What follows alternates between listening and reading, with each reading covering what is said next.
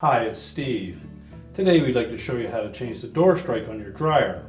It's a really easy job. Let me show you how we do it. Now to change the door strike on this dryer, we'll begin by opening the door completely. And if the old strike is still in place, just take a pair of pliers, grasp the exposed area of that strike, and as close to the actual door as you can get your pliers, so that we can squeeze that together. Just compress it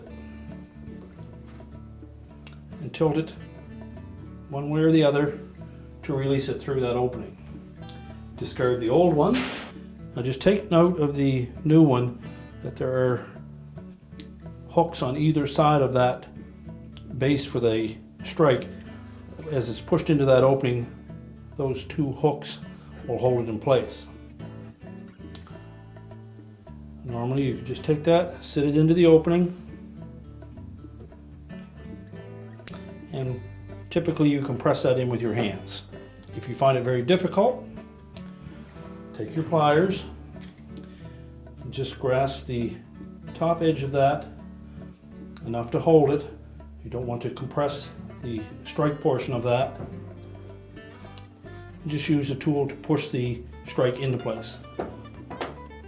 Tilt one side in at a time, and it should lock firmly into place. Check the operation of the door, and your repair is complete.